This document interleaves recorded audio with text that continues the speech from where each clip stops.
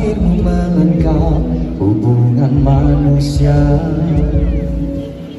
Bukan saja dirindui yang biasa, malah Adam turun sunyi tanpa Hawa.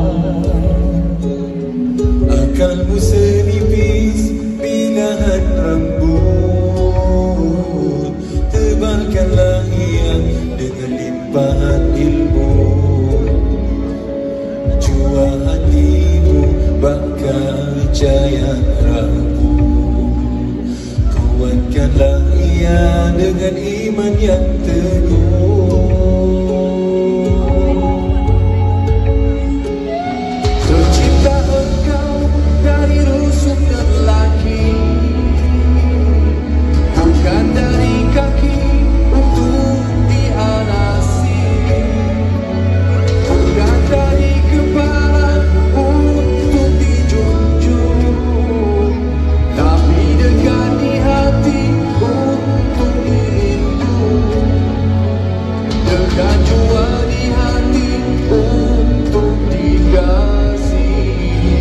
Engkaulah wanita hiasan duniawi. Mana mungkin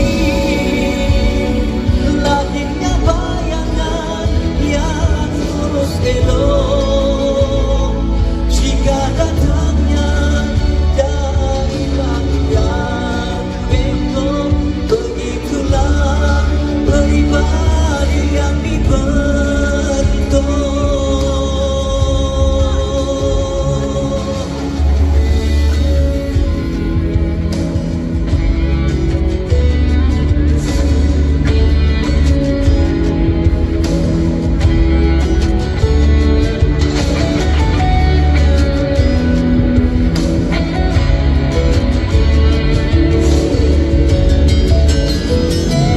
Tercipta engkau dari rusuk lelaki,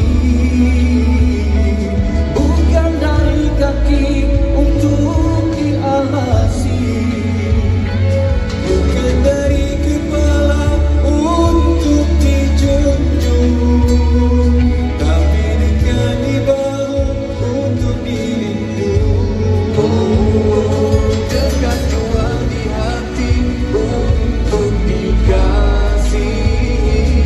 Engkaulah wanita hiasan duniawi.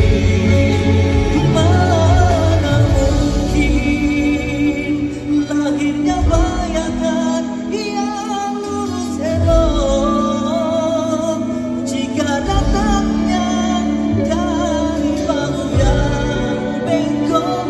Begitulah pribadi yang dibentuk.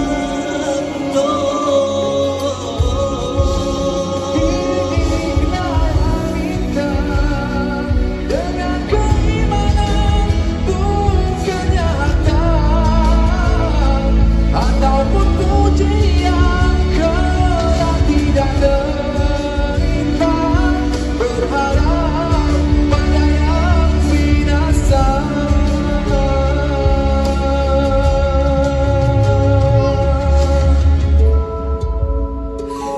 Sadarilah insan istimewa, bahwa kelembutan bukan kelemahan, bukan jua penghinaan dari Tuhan, bahkan sebagai hiasan kecantikan.